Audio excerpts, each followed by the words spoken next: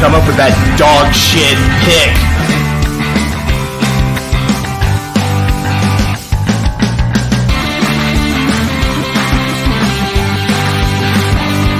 What the fuck were we thinking? What the fuck were you thinking?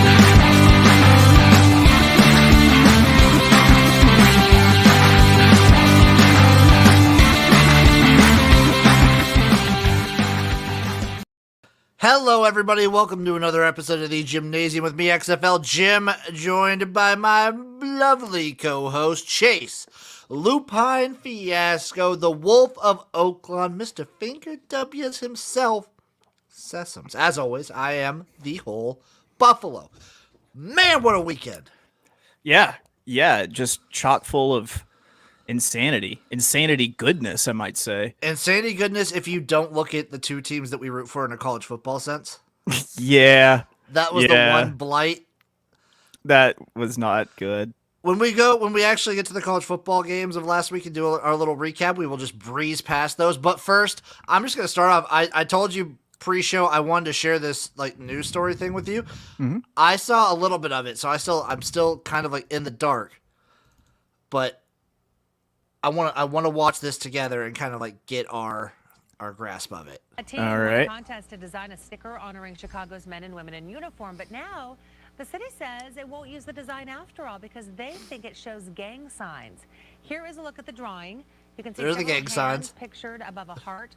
Well, some say those hands are displaying a well-known gang signal. The devastated teen Can't says do that. That's completely untrue. And I don't think that's fair. I tried Oh my God. Pull it together, Herbie. That our design doesn't have nothing to do with no games. Oh no. City leaders say Oh, Herbie. Oh, Herbie, though. the sticker. There you go. That Something tells me Herbie's not down. he's down and out. I don't think he was beat into the vice lords or anything. I don't think so. I don't think he had an in with any like street gangs or anything like that. I don't think he's kinfolk, cuz blood, anything. Any video where you get like a young teenager or kid just to sob and try and talk at the same time is a win for me. I would have liked it if you would have ended it with a healthy like Pyru set like Suwoo after If he does all those waterworks and then and then drives it off as just Suwoo.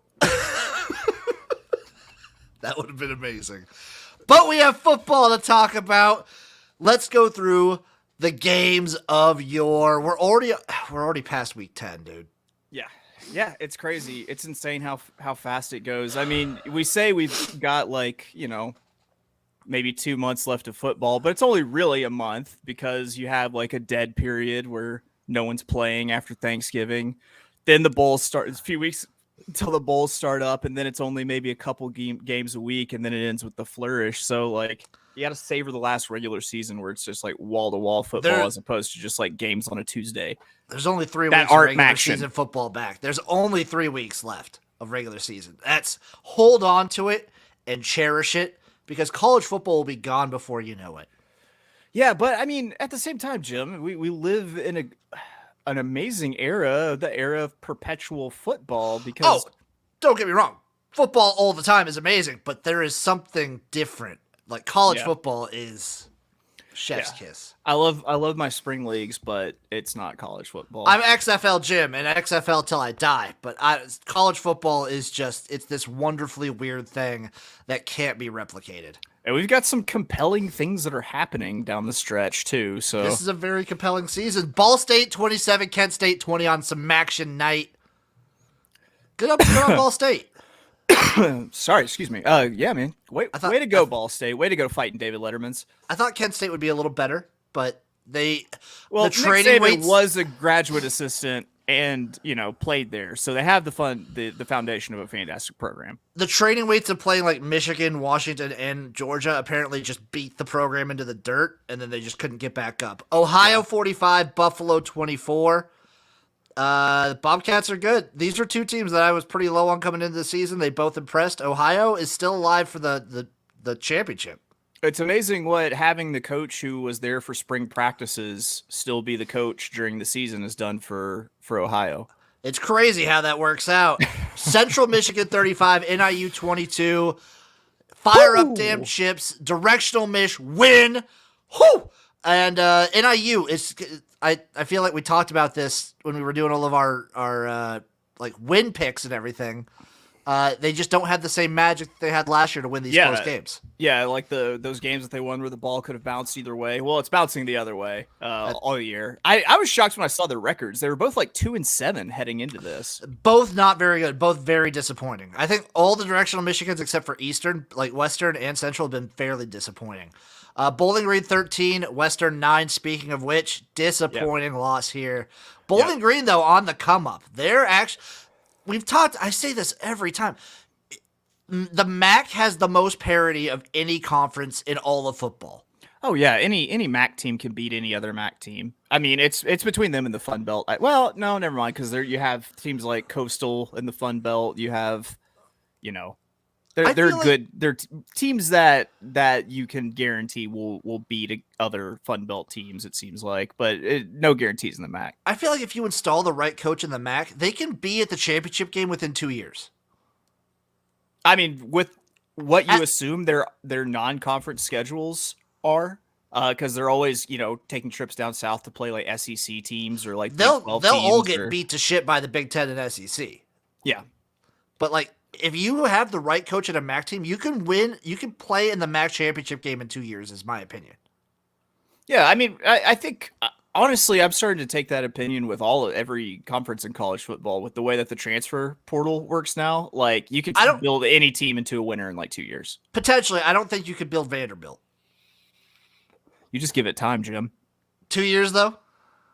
2 years. You see what they've done this year compared to last year. Oh, I think the improvement's there. Yeah, so just wait for next year when they win the SEC East. I'm going to make that bet tomorrow. No, I'm probably not. Rice 37, UTEP 30. Disappointing game for UTEP, but Rice is actually fun. Like, these are two teams that are fairly similar. I feel like talk too much. I was high on Rice when we were doing our picks for every game of the season. However, I feel like I've paid absolutely no attention to Rice since then. That sounds about right. I've called them the Stanford of Texas, and I don't know if that's a compliment or an insult. That's probably pretty accurate, quite honestly. That's where I'm going to have them. Coastal Carolina 35, App State 28. App State just plays like the Sun Belt is some of the most exciting football you'll watch. It's the Fun Belt for a reason, and big ups to these teams for I believe hitting the under. Unders took that one. Unders did take that one. UConn 27, UMass 10. Jim Moore Jr. getting it done. Yeah, they might make a bowl game. UConn has been I think was automatically on everyone's auto fade list, and I have been betting and hitting UConn at a consistent rate this season. I mean, they might make a bowl game, which is insane. Because they were bad. They were really.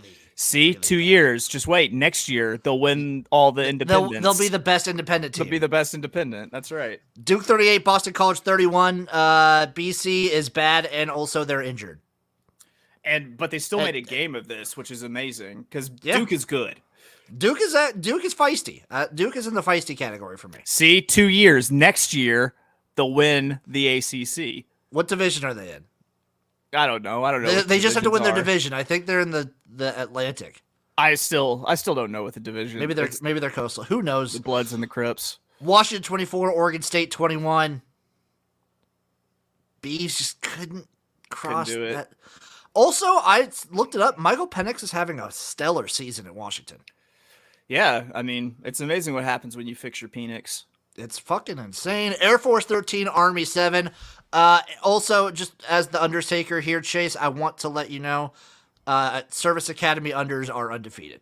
They are just locks. Yeah. Guess who was on the Navy under this week after being let down 3 weeks in a row? This guy. Did it let you down again? I don't think so. No. Got the under. Anytime Service Academies play each other, the under is the play.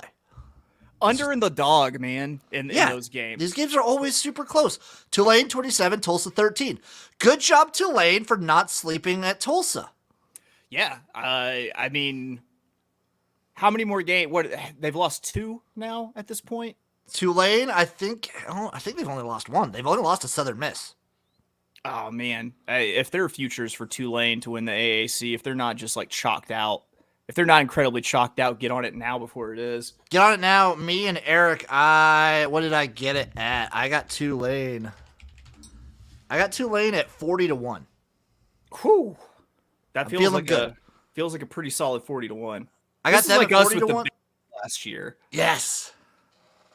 Iowa 24, Purdue 3. Didn't think Iowa had it in them to actually produce an offense. Yeah, but the important part, not enough of an offense for that game to go over. Another one for the Undertaker. This one was a bet. Was this one a sweat? Yeah. Because I don't think they really scored past like the third quarter. Because it looked like they scored a good amount of points in the first half. I was like, oh no, I don't know where this is going. But then Spencer Petras came out, and you the real MVP. I think I'm also developing a Purdue take that I won't be betting on anything to do with Purdue until it's a contract situation for Jeff Brom. If Jeff Brom is coaching for his job, then I'm backing him. Otherwise, he's a terrible coach if he's not if the pressure's not there. Yeah. Next year is Purdue's year. He's like the ultimate crammer, where when he's like per don't fire me, you know? Yes. Ohio State 21, Northwestern 7. Ryan Day, what are you doing in a crazy storm situation? Why are you trying to pass the ball all day? I told you the number was too big and that it was a sleepy spot. I did get him live at -11. Okay, there you go. There's a win. I don't understand how, why do you try to pass the ball so much? You just out-talent Northwestern. That's what you do. I guess that Ryan Day believes that, Ohio State is so powerful that not even the weather and the elements can stop it now at this point. Western Kentucky 59, Charlotte 7. The interim coach bump did not last very long for Charlotte. It did not last for Charlotte. But you know what? The Undertaker undertook this one too. That number was 72. I was with you on that one. That was too many points for Charlotte. Yeah, Charlotte would have had to score. Yeah. Score more than once. Just do more than once. North Carolina 31. They don't really do that. Yeah. No. UNC 31, Virginia 28. What the hell? How do you UNC's defense is terrible. How are they now just so sneakily 8-2? 8-1. 8-1. They've only lost one game. To Notre Dame. Yeah. Jesus Christ. And also, Drake May, that quarterback, is fucking good at UNC. Where did this come from? I don't get it. Also, he's a freshman. So, watch out. I think it might be, what was it? Who was the UNC quarterback that got all the Heisman hype? Sam Howell. It's going to be Sam Howell part 2, because Sam Howell was really, really good for a year, got all the Heisman hype, and then just fell flat. Yeah. And then his Heisman campaign lasted 1 quarter of football in Blacksburg, Virginia. Watch out for that. But UNC is a very fun team. They might just win the ACC and fuck around if they're 11-1 and win the ACC. We'll get to this because I want to go through. There's a bajillion potential playoff scenarios right now. Just real quick question: who does that quarterback start for next year? Maybe still UNC because he proved that he could get people in the draft. I'm gonna say Georgia. Does Stetson Bennett have another year? Random speculation based off nothing. I say he's the start at Georgia. That'd be very funny. Oh, I figured Stetson Bennett was a senior by now. He's older than Joe Burrow. So. Minnesota 20, Nebraska 13. Payne hurt. Nebraska's starting quarterback Casey Thompson did not play, and we just couldn't figure out which one of our quarterbacks we wanted to play during the game. Great first quarter, mediocre second quarter, and then a terrible second half. Nebraska's defense was not good. Our offense was stagnant. Minnesota, once they get a lead, they could just run. Yeah. And this is, I think, 7 games in a row for Muhammad Ibrahim over 100 yards rushing. Well, and a touchdown. To Nebraska's credit, what do great teams do? They cover. They cover the 14.5. And they also keep the game from going over. That's another one for the unders. If you were early, you could have gotten Nebraska at +16. That That closed fast. Wisconsin 23, Maryland 10. I think Wisconsin's decent. Yeah, and apparently I was all excited for November Maryland, and that's nothing anyone should be excited for ever. Nope, they did a little bit more in October than we're used to them doing, but I think Talia was playing a little like he's weird. He looked so fine. He looked so incredible in September. And I think I'm just going to stick with betting September Maryland and then just forgetting about him. Yeah, November Maryland is dead to me. TCU 34, Texas Tech 24. They can't keep getting away with it. They They cannot can't. keep getting away with it. They are the quarterback killers. Is it just me, or is there no one in the Big 12 who's capable of just like stepping on your throat when they're up? Every single one of these games is in jeopardy in the fourth quarter, and a team can be up just millions of points. If they would have played, I think 100% K-State with like an Adrian Martinez, the way that team's built to run the ball, I think is the closest you would see. Yeah. But TCU, the offense is so explosive you can never count them out. One, but that defense is just not good. So we're talking about the college football Kansas City Chiefs. Yes. So we should just start hammering against Yes. TCU in first quarter and yeah, first quarter, first spreads half, and then money live lines. bet. Yes. We're going to start doing this. Well, we need to make a flow chart. I think we're coming up with a system, my man. God, they're fun as hell to watch, though. And I love Max Duggan. But, man, this is a fraudulent team. I don't trust Max Duggan. It's because I don't like people who look fat but aren't. Like, if they go undefeated, is Sonny Dykes potential coach of the year? Quite possibly. Is it undefeated with the shot in the playoff? Yeah. Yeah. Go ahead. From where TCU's been the last, 3 years, you got it. Yeah. Kentucky 21, Missouri 17. They covered Missouri. I took Missouri on the money. Can you believe they extended Drinkwitz? It's insane. I guess year what they're 3. I guess what they're thinking is maybe if they extend Drinkwitz that it will keep recruits from jumping ship because they think that there's a chance that the coach is on the hot seat for a little bit, and they still might shit can him next year because extensions don't mean anything anymore. Everyone will just raise the money to pay the buyouts. Yeah, especially with the SEC money, especially with the Big Ten and SEC, the buyouts don't matter. Yeah, I believe that there's nothing really to an extension anymore. It's like, oh, he's extended. It's like, oh, well, I mean, other than this year, it literally doesn't mean anything. Do they believe that there's hope for the offense? I don't know. Because the defense is fine. Dumb. I think the defense is decent. Yeah, I think Missouri's defense is decent to good. That offense is terrible. it's really bad. And Kentucky special teams is maybe the worst in the country. Yeah, man. They're disappointing, but not as disappointing as I hoped. No, I mean, Will Levis, again, talking with Eric a bunch, he is very worried that the Lions might draft Will Levis. I would be worried about that too. Yeah. Florida 41, Texas A&M 24. I don't think Texas A&M is going to go 8-4 this year. No, I think they might go 4-8. That's Jimbo's getting his money's worth per win. Did you know that Aggies don't bet boxcars the 12 at the craps table because you don't have 8 on one of the dice, so you can't make it with an 8 and a 4. I love that.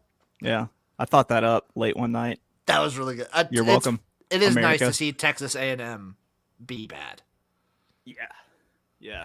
It just goes to show you sometimes recruiting doesn't matter. It just turns out that the 12th man is a Make-A-Wish kid with leukemia. They're really bad, and Jimbo's not a good coach, and I feel like I've been screaming this from the rooftops since mid-Florida State Jimbo. Yeah, coaching carousels make me worried, but yeah. It's going to be interesting. It's going to be a very interesting year. Georgia Tech 28, Virginia Tech 27. Thanks for not hitting the unders, you jerk. Fucking assholes. That's all I'm going to say about this. These teams are both meh. Temple 54, USF 28. What? I knew Temple was probably going to win. Like, they were the better bad team. I didn't think they would score 54 on anybody. No. After I saw them struggle with LaSalle this year, What are you doing, South Florida? What's going on there? I don't know. There's no excuse for a team to be located in that part of the United States to be bad at football. Literally, after Florida is picked over by all the big Division I schools, there's plenty left over to field just an amazing team in Florida. University of South Florida head football coach Jeff Scott has been relieved of his duties effective immediately as of November 6th. That's what happens when you fuck around with Temple. Take Temple Week seriously, people. Yep, see you, Jeff Scott. Where was Jeff Scott before? He was at Clemson, right? I think so. Was Well, he OC at Clemson? I think he was OC at Clemson. That's see ya, man. Marshall 12, ODU 0. So Marshall's still riding the Notre Dame win heat, still criminally overvalued by books because a 12-0 win against ODU is not Impressive at all. No. And I want to say that didn't even cover. I want to say that they were probably close to like a 2-touchdown favorite. I have it right here because I bet ODU. No, what date was that? No, they were only. That was a 3-point game. Okay, whatever. They were 3-point favorites. Long story short, Marshall not as good as everyone thinks they are. Exactly. Georgia State 42, Southern Miss 14. The more I watch this, I caught a little bit of this one. The more I check out Southern Miss, the more flabbergasted I am that Tulane lost to them. Right. You gotta think, didn't they just take the air out of the ball completely? Well, I mean, that's what Southern Miss does. They just play they only play Wildcat. Because they got Frank Gore's kid back there just running over people. And so that if they can't really stop the run, then, I mean, it's a wrap on the day. So that's, I mean, I gotta think that's the explanation. Georgia State continues to be weird. They were terrible at the start of the season. Now, sometimes when I think they're bad, they're all of a sudden good. I just stopped paying attention to this team. Yeah, it's a little much. It's a little much, Georgia State. La Tech 40, Middle Tennessee 24. The only take I have on this is Middle Tennessee beat Miami.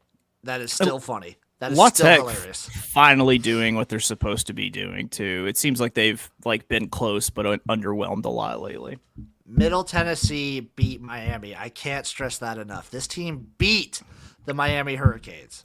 The best thing that came out of Hurricane Ian was the church marquee that said, hurricanes do unpredictable things. Sometimes they veer east, sometimes they veer west, and sometimes they lose to Middle Tennessee State. That's amazing. Amazing. Got shots fired from a Baptist church in Florida. Baylor 38, Oklahoma 35. Called it. We called it. We called Baylor. I think we hit the over. Yep.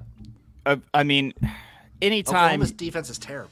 Yeah, but anytime you put these top tier, even like middle tier Big 12 teams together, anyone in the top 6, anytime those teams match up, that game is going to score like 70 points. It's going to be a lot. UTSA 44, UAB 38. In overtime. In OT. Double overtime. Way to go. Beat me, man. These guys always play super exciting close games. They're just very fun to watch. And I think UTSA is just going to roll their way to a CUSA championship. It's not the same team of last year. It's not the same miracle team, but it's still a very, very good football team. What is UTSA's record? 6-3, 7-3. What if we can see their standings? Fuck CUSA. UTSA's record is loss, win. I think they only have 2 losses. So 7-2. 7-2 so far. They got 3 games left against La Tech, Rice, and UTEP. Those are tough games. They're tough games. I could see a 9-3, 10-2 season though for your UTSA. Yeah, I can't say that the La Tech or Rice games are guaranteed wins, but I think that they could easily win out, but I can't guarantee that they win out. Hey, back-to-back double-digit win seasons would be incredible. UCF 35, Memphis 28. God damn it, Memphis. Fucking Gus Malzahn. I wanted you. Memphis should have won. Yeah. That's not based on any stats or anything. No, it's just based universal truths. Yes, it's based on the truth. Memphis was supposed to win here. I'm going to be fading the hell out of UCF. I mean, welcome to my train. I've got a comfortable club car for you. It's a double fate because they're playing Tulane this coming week. Oh yeah. Washington State 52, Stanford 14. I was wrong. I thought Stanford would be feisty here, and they weren't. Yeah, it seems like as soon as they got beat by that ridiculous last second play with Oregon State, it's just like all fight that was in them is gone completely. Like Washington State won this out the door. This wasn't even a game. Michigan State 23, Illinois 15. Good things can't last forever. Damn it! We've been on the opposite side of Burtonings. This is the ugly flip side of a Burtoning. This was gross. This game was disgusting, and I feel sorry for any children who had to watch. I remember I was on the if there's a prop bet that says Michigan State gets shut out, that I'm all over it. Apparently I was wrong that like having a bunch of your players implicated in an assault and arrested and kicked off of teams was apparently that's a positive. Apparently that's a good thing to rally around. Penn State 45, Indiana 14. James Franklin does this. Penn State beats a bad team. Yeah, and then they'll underwhelm against a good team. Exactly. Pitt 19, Syracuse 9. What the fuck happened to Syracuse? They have to start playing games away from home. That's fair. They didn't have a road game until like mid-October. That is fair. Damn you, ACC. Utah State 27, New Mexico 10. Utah State is the better bad team. Truth. Iowa State 31, West Virginia 14. Pretty sure this was at Iowa State, and West Virginia just away from the mountains, just not good. I think West Virginia had to come down off the mountain for that, and you got a West Virginia off the mountain result. Kansas 37, Oklahoma State 16. They did it. And it wasn't even that close. Oh my God. How are you ready? Are you dreading this? When is this happening? Key lime pie, it's either happening. It's not happening tomorrow for the college football tailgate. So probably Saturday. I'll probably do it Saturday morning. Where, what bowl game might you have to go to, you think? I'll probably look that up with Eric when we start doing our bowl projections. It'll probably be like the Liberty Bowl or something like that. My money is still on the Advocare Texas Bowl. Let's see bowl predictions. Let's see what the bowl projections are right now. All 41 college football matchups. I'm just going to search for Kansas. Oh, here you go, dude. In Houston. The Texas Bowl. Kansas versus Kentucky. Is that the Advocare Texas Bowl? It might be. I believe it is. Yeah, I told you. They're going to the Texas Bowl. Kansas versus Kentucky. Oh man, I would be a happy man if Kansas won that. That'd be a big game for our show. I gotta go to Houston. Okay, Houston's not a bad city, right? Yeah, I mean, you could maybe get a direct flight from Grand Island to. I cannot. To I cannot. I could get a direct flight to Dallas and then to Houston. That's not bad. No, it's not terrible, but that would be the game. The key lime pie will probably happen this Saturday. So tune in to the College Football Tailgate Morning Show. You can hop on if you want, Chase, if you want to see that live. I might have to, yeah. You could probably pencil me in. It's going to be something at the very least. But Oklahoma State, who knew? Like, I guess Spencer Sanders was a big part of this team. Yeah. It's amazing how far downhill a team can go when they don't have their guy.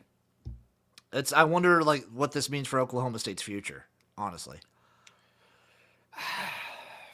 They'll still quietly be one of the better teams in the Big 12, no matter what happens. They'll probably still win like 8 or 9 games on like an average year. Yeah. And then they'll like maybe 2 or 3 years from now they'll sneak up and win 11. Yeah, or 10. Yeah, completely. But I'm thinking Oklahoma State, they should be positioning themselves for when Texas and Oklahoma leave as like one of the top teams in that conference. I don't think they would have an excuse to lose the Big 12. I don't think they would either. Once that happens. I think schools like TCU and a major metro area in Texas and the other Oklahoma school in Oklahoma State, those are like 2 of the bigger programs. It makes you wonder how well they're going to be able to recruit Texas now. I still think they'll be able to recruit fine because, I still think the Big 12 will be a good conference, and then you'll still have plenty of games in Texas, adding Houston and whatnot. I'm just imagining Texas and Oklahoma getting the you can play in the SEC bump that that A&M got whenever they came over. They'll get I still think schools like Oklahoma State and Texas Tech and TCU were still getting OU and Texas leftovers anyway. Yeah, that's probably right. So I don't think that changes much, but you don't really have an excuse to not perennially be playing in the Big 12 championship game if you're Oklahoma State at this point. True, because who you have to beat out? Baylor. It's going to be Baylor, TCU, K-State on some years, West Virginia in a good year. Yeah, TCU most of the time, Baylor most of the time, and then every other school on a good year. Cincinnati might be a perennial. Who knows? Georgia 27, Tennessee 13, and it wasn't even that close. Yeah. Georgia dad dicked them. Yeah. They still stayed closer than Oregon did. True. That is true. I wonder how much we think week 1 plays into that with a brand new head coach, brand new quarterback. The biggest question, Jim, that I think everyone wants to know coming out of this is how dicked are my Hendon Hooker Heisman future tickets? Potentially very. For those people who actually bet on Stetson Bennett, this was a big game for him. Yeah. And now you have Bo Nix having... God damn it, yeah. Which they did their best to make sure he was in the Heisman conversation. He's going to be in Colorado. He's going to be in New York. Yeah. Yeah. Fuck. Also, Georgia's just really good. Yeah. And they have both sides of the ball is the thing. They have an experienced quarterback who just knows how to win games, and they have a hot, wet blanket of a defense. And the further we get away from October, the further away we get from those Kent State and Missouri games, this team is the best team in the country. All around. Yeah. A deserving number 1. I would totally agree with that. Oregon 49, Colorado 10. You said it. This was all style points for Oregon. Of course they were going to beat Colorado. Bo Nix is playing out of his fucking mind since the start of the Pac-12. That is not Bo Nix. This is not the real. This is no Bix. This is no Bix. This is some sort of Nike futuristic gene splicing experiment. They did something to him terribly wrong. God, we're going to talk about this, but I see projections that Oregon might make the playoffs, and they very well might. They could. Libibity 21, Arkansas 19. Couldn't convert on the 2-point conversion to take it to overtime. We shut them out in the second half and still couldn't get the job done. Libibity did have their starting quarterback back. We got Libibbed. My man. You got Libibbed by potentially the future head coach of Auburn. Oh, my God.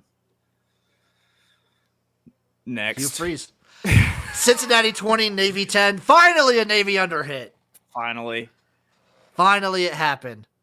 And Cincinnati's they're good. Cincinnati's good. They're not great, but you don't expect them to be great when they lose that much to the draft. It's fine.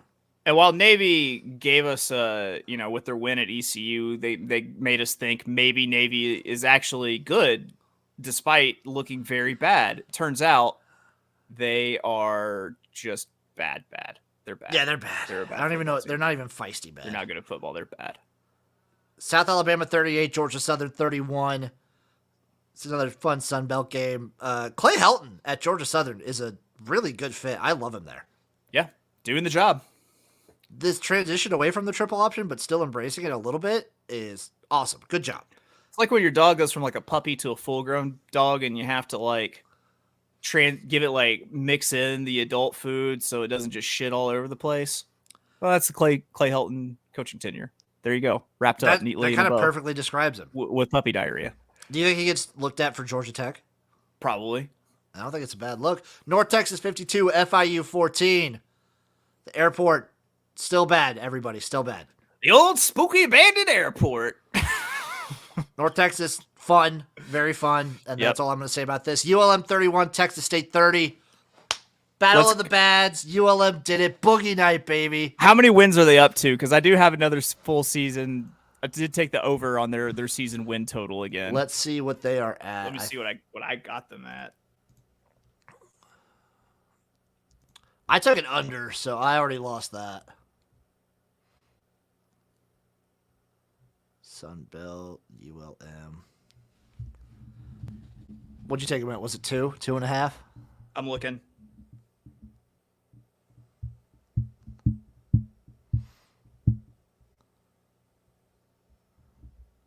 Good on Boogie Night and good on I Texas. got them at over 2. I got them over at 2.5. What do they have right now? They're at 3. This was their third win. But bam, 2 years in a row, Louisiana Monroe over tickets cash. That's what I'm talking about. This is the one. This is the one that you needed.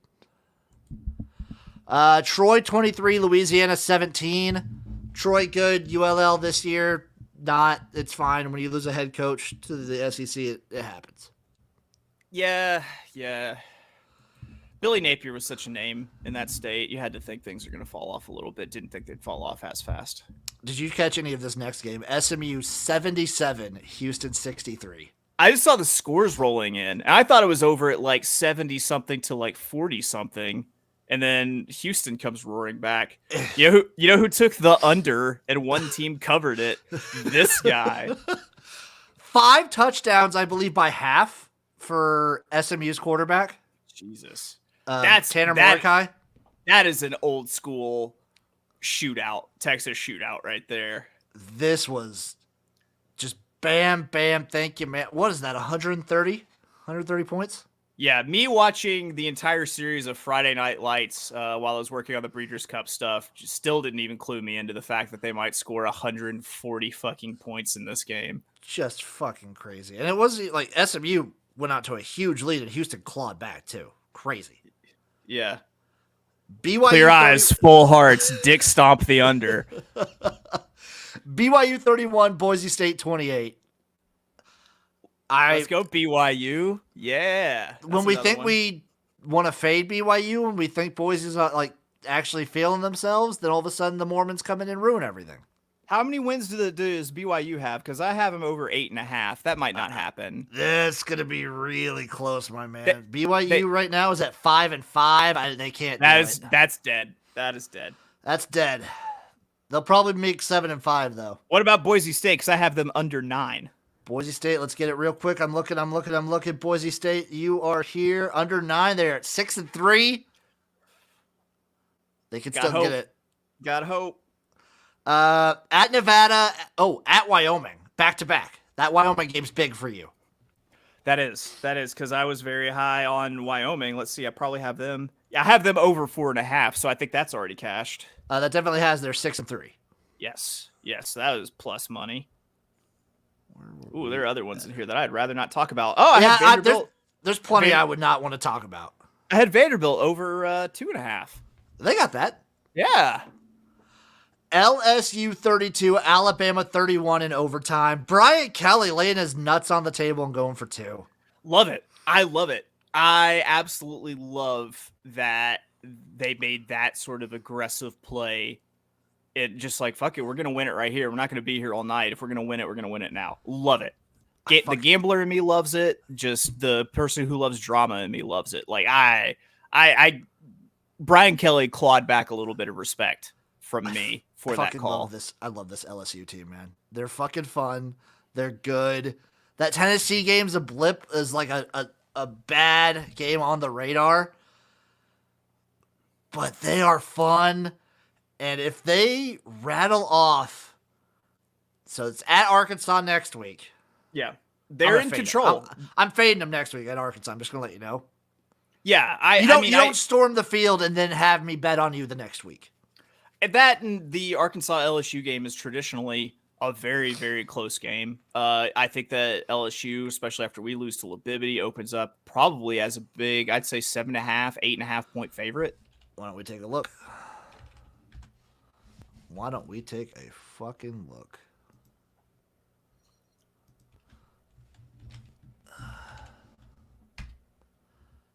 Three and a half.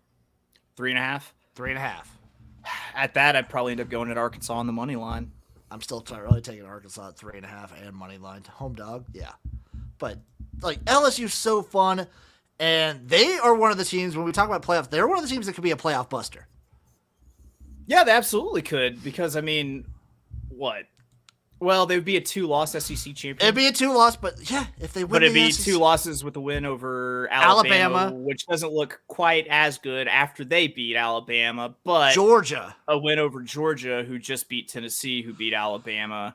It would be very funny if LSU beats Georgia and then Tennessee somehow gets in. Right, it still ends up being Georgia or LSU and Tennessee. Yeah, crazy. Insanity, and I'm here for it. Just like the year that Auburn beat both Alabama and Georgia, and then Alabama and Georgia make the playoffs and play for the championship game. Yeah, I'm here for that. Put that in my veins. Texas 34, K-State 27. I don't think K-State should have started Adrian Martinez in this game. A little banged up, and it's not like their second string quarterback's bad. I wonder why. I would have started Will Howard. He's on a heater. He's looked great for 2 weeks. Yeah. I mean, we don't get to see practice every week. That's it's fair. It's hard for us to be certain. Maybe Adrian Martinez looked really good, fully ready to go in practice, and just wasn't. This is a big game coming up for Texas TCU for the Big 12. Because Texas is still technically alive. They're very much alive for the Big 12 championship. So bet the house on TCU. I bet there's no way the Big 12 officiating will let that happen. Bet the first quarter on Texas. And then live bet hammer TCU. We got it, man. It's a system. San Diego State 14, UNLV 10. Can we just start betting every San Diego State under? Probably. And I should probably stop betting on every UNLV money line. Yeah, you probably should. Utah 45, Arizona 20. Circle Arizona for next year. Yes, I agree. And I was on Arizona to cover, and they did not do that. No, Utah's still really good. Arizona, not as bad. Work in progress. Work in progress. They've got pieces. Mississippi State 39, Auburn 33 in overtime. You called the interim coach thing. Yeah. Auburn, damn it, they didn't win. I had them plus 385. They covered. This was a game. Mississippi State's weird. Yeah. Did you see Mike Leach taking the chairs down? So a few weeks ago, apparently Mike Leach was yelling at his receivers for not catching any balls. So he talked with them during this game, and late in the second half or something like that, he talked to him and told him, "Oh yeah, you're not sitting anymore." He went over and flipped. It was all the folding chairs. He unfolded them and threw them one by one. It's amazing. This is the best person in college football. It was fucking perfect. Mississippi State got it done to their credit. Yeah, absolutely. Notre Dame 35, Clemson 14. And it wasn't even that close. Was not. Notre Dame comes out to a huge lead. Clemson's, again, we would say they were a paper tiger all year. Listen, if I'm speaking directly to Dabo when I say this, if you're going to bring in Klubnik to provide a spark, just start Klubnik. What about emasculating DJU on the sideline makes him come back and play better? I'm sorry, just it's time to pull the plug on the DJU thing. I don't care how many Dr. fucking Pepper commercials he was in last year. He's not good. Yeah, he's done. He's got to be done. You got to pull this cord. You got to go with the Klubnik kid all the way now. You've already dipped your toe in. You say he provides your team a spark. Well, why don't you provide a spark before you get down 28 points? Yeah, just let him start. Yeah. You have this abundance of riches at quarterback with these 5 stars. Just let him play. Yeah. And just say, see ya. DJ will transfer somewhere. And he'll be fine somewhere. South Carolina 38, Vanderbilt 27. Vandy's feisty. Yeah, They're but damn feisty. Speaking of players who are supposed to be the shit getting benched, going somewhere, and then just being fine somewhere, Spencer Rattler. He's fine. To bad. He's fine to bad. He's been pretty bad in some games. But he's fine at the best. He was good enough to get South Carolina into the top 25 for a minute. Hey, Which is more more than a lot of impressive than having Oklahoma highly ranked. Yes, very much so. Louisville 34, JMU 10. I don't know. I don't know, man. I don't know. Florida State 45, Miami of Florida 3. Yeah, Miami's bad. It's so rare. It's so rare when rivalry games get out of control like this. Like, remember last year, like this game was like out of control and then Miami came back and won it. But Florida State has managed to separate themselves so much that they could beat a rival like this. Like trouble in fucking hurricane land is what this is. Yeah, Miami's really, really bad. They've scored like 9 points over the last 2 weeks. Yeah. Yeah. They're terrible. And I don't know if it's like a culture thing, if like Cristobal has to get like his sort of players in. I have an easy answer that fixes this problem right now. Turnover chain. Yeah, bring back the turnover chain. Bring back the turnover chain and then let your quarterback do something because he was way better before you got here. I don't know what happened. Yeah. I don't know if you weren't allowing Luther Campbell of Two Live Crew to come to the practices, but you should start letting Uncle Luke back on the facility if you were, because that's got to be a problem too. It probably is. Michigan 52, Rutgers 17. If you're a Michigan fan, just ignore the first half of this game. I was excited as a Rutgers backer that you know, offensive coordinator Knuckles managed to maybe sneak one out, but man, they just left him in the dust. No, Michigan, I think they needed that. They needed to show that they could like fall asleep and then turn it on. They're going to need to be able to pass the ball more. Jim Harbaugh's amending the he only does the most embarrassing thing to like he only does the most embarrassing thing for one half. The way that Michigan looked and the way that Ohio State looked, that might be a game. I mean, if it happens, we're taking Ohio State in the first half because Michigan will come out and lay just like a fucking clunker. But Ohio State's looked bad in the first half in their last 2 games as well. Yeah, but they're sleepy time games. Penn State was a sleepy time game? For my point, yes. To make sure that my point checks out, then yes, they were. That's fair. NC State 30, Wake Forest 21. What the fuck? I don't know. This one, it confused. The ACC confuses and angers me. Mid-tier ACC is beyond explanation at this point. What do you mean by mid? The whole conference is mid-tier. What the fuck are you talking about? Yeah, but mid-tier for the ACC. Yeah, I don't get it. I thought Wake Forest was good. Yeah. Their offense is still, I don't know. I still love Wake Forest. It seems like it's the teams in the ACC that actually have somewhat of a defense that are the ones who are consistently performing between NC State and Clemson. Florida State has a pretty decent defense. So boom, there you go. That's the secret to winning the ACC. Pitt, is you just have to play defense. I guess so. UCLA 50, Arizona State 36. Speaking of defense, Jesus Christ! Again, UCLA's like they're another fun team. Like, watch out for them. Yeah, speaking of people who are going to be in New York, DTR. If DTR isn't in New York, he's got to be. Yeah. It's not his fault that he plays for Chip Kelly, who's going to fuck something up and keep them from going to a national championship. Fresno State 55, Hawaii 13. This went over. Yeah, this did. This was crazy. It's the end of an era. We were on a very good streak. God damn it. San Jose State 28, Colorado State 16. San Jose State's good. They're a good team. Yeah. Do they have one Nicholas Starkel on their They do not. roster? They dumped him like a fucking bad habit.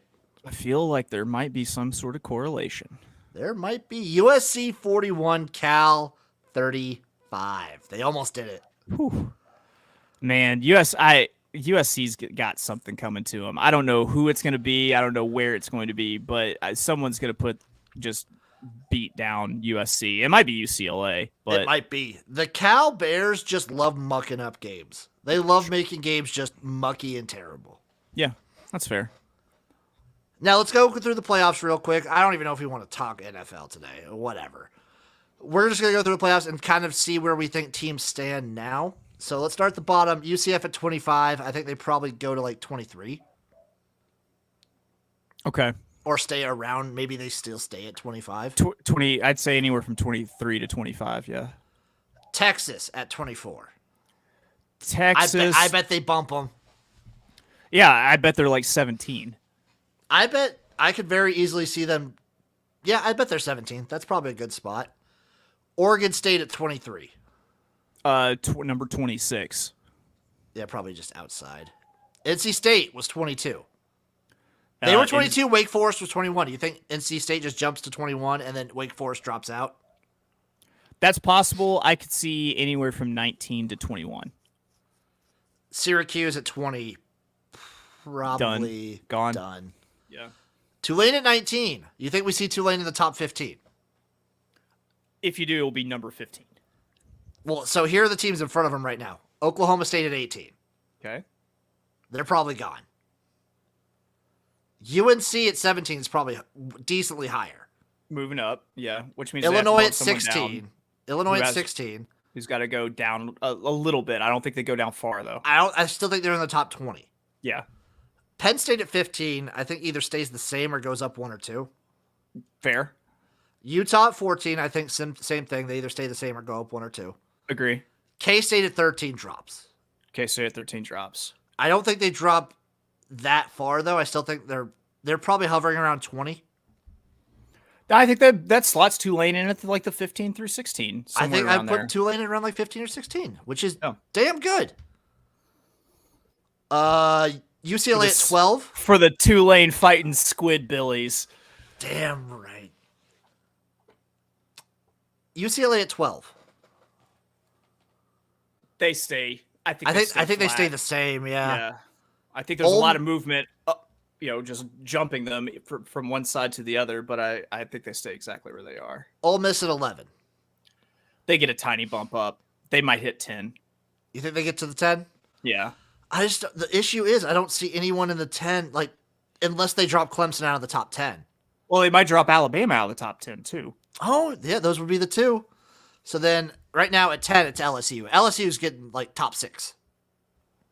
Yeah, they'll replace Alabama at number 6. Do you think they jump TCU? I think they jump TCU probably. I think they jump TCU with that win on the resume. A 2-loss team jumping a. I'll tell you the truth. I do think that TCU maybe is number 4 now. I think Michigan's number 4. Let's just go ahead. Let's get in the top 5. All right. Okay, so here's the top 5 from last week. The starting playoff top 5 was Tennessee, Ohio State, Georgia, Clemson, Michigan. So maybe they dropped Tennessee. Tennessee's still top 10. I say Tennessee drops to 6.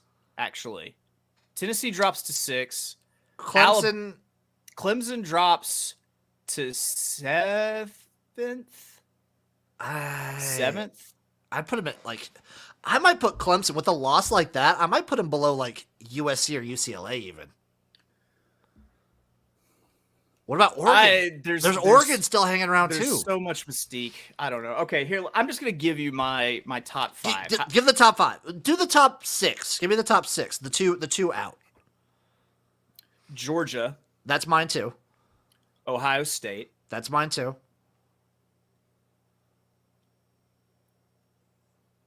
Oregon. I got Michigan. Michigan, TCU, Tennessee.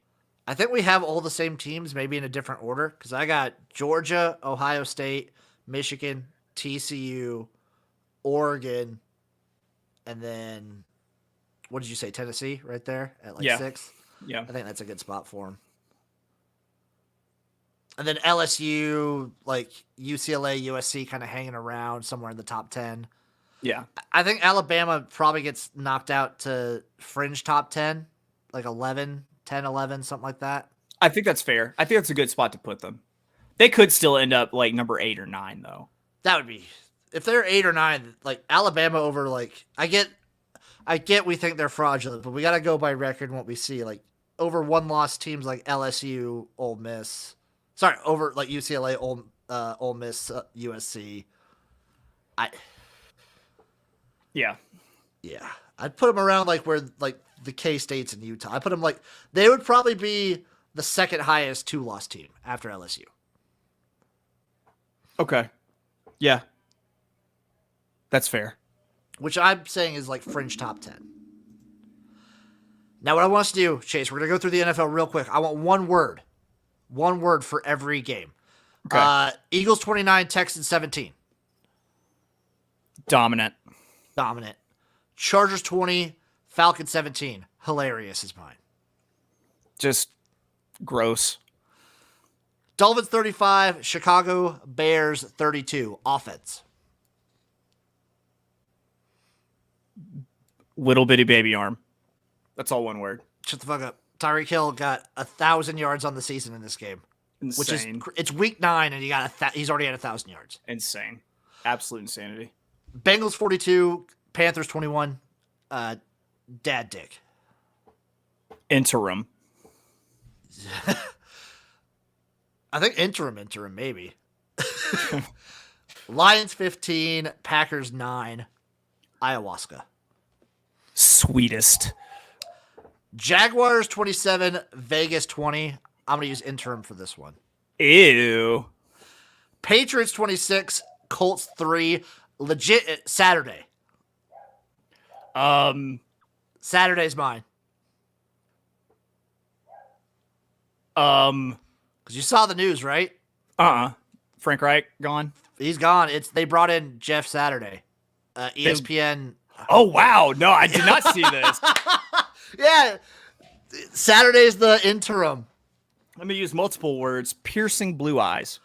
Also, no coaching experience. Yeah, literally just there as a rah-rah guy. Yeah. Jets 20, Bills 17. Upset. Shocking. Sauce. Gardner. Defensive rookie of the year, Sauce Gardner. Yeah, absolutely.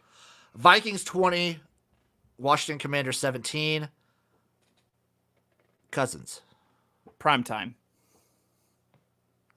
Cardinals 21, Seahawks 31.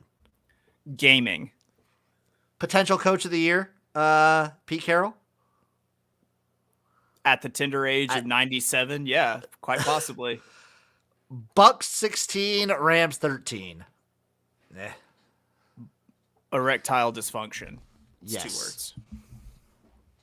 Chiefs 20, Titans 17. Banger. This game, banger is my pick. Slobber knocker. And for Monday night, right now, Chase, we are at the end of the first quarter for the Monday night football game of the Ravens versus the Saints. The Ravens are up 7-0. What's your prediction? I'm going to go 17-14 Saints. I love it. How was the Breeders' Cup? I'm just going to end with that. How was your weekend? You had a very busy week. I had a very busy week. It was crazy. I had a long shot I really liked that ran second. Got to see Flightline. I mean, Flightline did something absolutely freakish. I saw you tweeting about that. I mean, the horse has put itself in conversation as greatest of all time, even though it's only run 6 races. It won by 8 1/4 lengths, which is a Breeders' Cup Classic record, largest margin of victory. The horse is going to retire with 6 races and winning by a cumulative 75 lengths. Jesus Christ. Yeah, it's insane. So he deserves to be in that conversation. I think it's fun because, like, every other horse that he's going to be compared to, like, he hasn't run in any of the same races. He only really ran as a late 3-year-old, 4-year-old, was like here and then gone and did freakish things. The aerial, like, blimp coverage of the race, whenever he, like, kind of pulls away from the pack, it's like, okay, well, this is going to be a close race. And then he just, like, turns it on and completely separates. And what's so freakish about this horse is we call it asking. The horse was never asked to run hard. Like, if you watch all of his other races, Flavien Prat, the jockey on top, literally never moves his hands. Like, the horse just goes. And in this one, he ran so incredibly fast for so incredibly long. And then he was only, like, Flavien just kind of shook the reins a little bit. And it looked like a high-speed chase where the person trying to get away was in a Lamborghini and everyone else was in, like, a police black and white Crown Vic. like just separated. It was the absolute freakiest thing. It was a privilege to watch. I missed the trifecta, which just shit all over my weekend. Damn. But damn it, if it wasn't fun. Yeah, it was great. It was a great weekend, and now basically sights turn to the Kentucky Derby now. Like it's you're about to start getting all the Kentucky Derby prep races. It's never too early to start talking about the first weekend in May. I kind of know how you feel. It's not nearly to that extent, but I had a blast watching the CFL divisional semifinals, even though I got all of my predictions wrong. Right. As long as it's a good competition, then we're usually pretty okay with it. Damn right. And that'll do it for this episode of the Jimnasium. Chase, where can the people find you? Yeah, you can always find me being abrasive on Twitter @OfOaklawn. Check out my horse racing pod through the Sports Gambling Podcast Network. The Notorious OTB just got an episode up today. That was the Breeders' Cup recap with Dan Twergman. So you can get all of my thoughts on the Breeders' Cup and all of Dan's. Also, I'm always with this big galoot, the whole Buffalo XFL Jim. Thank you, my friend. You can also find me just hanging around. I'm at XFL Jim everywhere. I wrote an article for the Sports Gambling Podcast going through my garage power rankings of all the teams based on the logos, names, and coaches hired so far. And give it a read. Give it a read. It's got CFL recaps every week. That's not going to be around too much longer because the season's coming to a close here soon. And I got the drive-in where I review movies with my buddy Christian Herman. Give it a look. Give it a shout-out. We'll see. Just give the Jimnasium a shout out. Thank you for giving us a like, giving us a follow. We'll see you guys next week for another episode of the Jim